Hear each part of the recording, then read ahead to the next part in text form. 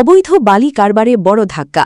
ঝাড়গ্রামে 7 overload lorry আটক, গোপীবল্লভপুরে 5 Poclain ও truck বাজেয়াপ্ত।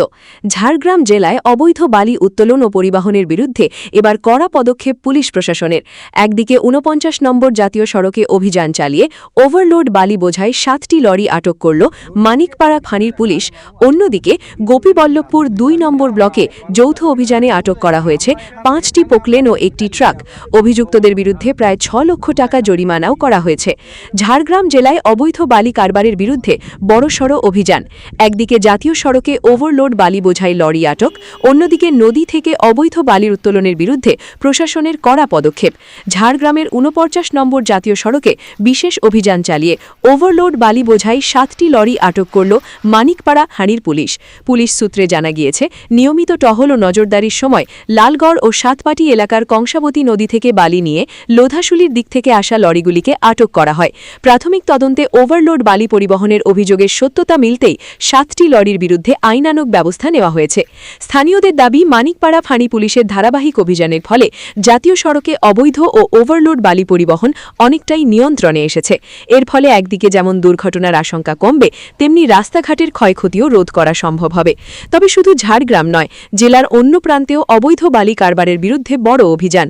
গোপীবল্লভপুর 2 নম্বর ব্লকের সুবর্ণরেখা নদী থেকে অবৈধ বালি উত্তোলনের অভিযোগে বেলিয়াবেড়া থানার পুলিশ ও ভূমি দফতরের যৌথ অভিযানে আটক করা হয়েছে 5টি পোকলেন ও একটি ট্রাক। প্রশাসন সূত্রে জানা গিয়েছে, অভিযুক্তদের বিরুদ্ধে মোট প্রায় 6 লক্ষ টাকা জরিমানা করা হয়েছে। অবৈধ বালি উত্তোলন ও পরিবহনের বিরুদ্ধে জেলার বিভিন্ন এলাকায় পুলিশের পাশাপাশি ভূমি দফতরের এই ধারাবাহিক অভিযানকে তাৎপর্যপূর্ণ বলেই মনে করছেন সাধারণ মানুষ। প্রশাসন সূত্রে খবর, আগামী দিনেও অবৈধ বালি কারবারের বিরুদ্ধে এই অভিযান আরও জোরদার করা হবে। অবৈধ বালি কারবার রুখতে ঝাড়গ্রামে পুলিশের কড়া বার্তা, নিয়ম ভাঙলেই অভিযান, আটক ও আইনানুগ ব্যবস্থা। 50,000 সিএফটি ইয়ারলি দেওয়া আছে। ওর মধ্যে 50,000 সিএফটি পুরো রানিং খাদানের সময় পার্টে ইস্যু হয়। যেমন প্রথমে গিয়ে হয়তো 10,000 সিএফটি করলো, 10,000 সিএফটি নিজের অ্যাকাউন্টে নিয়ে নিল, ওইখান থেকে কেটে যাচ্ছে, ওই 10,000টা মাইনাস হয়ে যাচ্ছে। ওই 10,000 সিএফটিটা ও 5 দিনেও ইউজ করতে পারে, 10 দিনেও ইউজ করতে পারে। যখন ওর 10,000 সিএফটি শেষ হয়ে যাবে তখন আবার গিয়ে ইস্যু করবে। কিন্তু ম্যাক্সিমাম ইয়ারলি ওকে 50,000 সিএফটি হয়তো সরকার ইস্যু করেছে। ও যদি 50,000 সিএফটিটা 2 মাসে শেষ করে দেয়, বাকি 10 মাস না। আমি একটা কথা বলছি, এই রেনি সিজনে কি এদের কি পারমিশন থাকে বালি তোলার? রেনি সিজনে এখন কি পারমিশন আছে? এখানে কোনো পারমিশন থাকেনি। তখন তাহলে তুলছে কেন?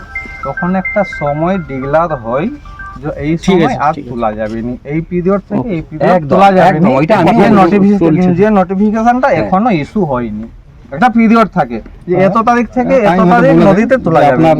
আর এটা ইলিগাল ভাবে চালু হচ্ছে। এই যে পাথরটা এগুলো পাথরগুলো এগুলো বিক্রি করে থাকলে তো কি লিগ্যাল জায়গাগুলো ওটা তো লাইসেন্স আছে, এগুলো সিজ করুন আজকে, আর আপনারা লিখে দিয়ে যাবেন।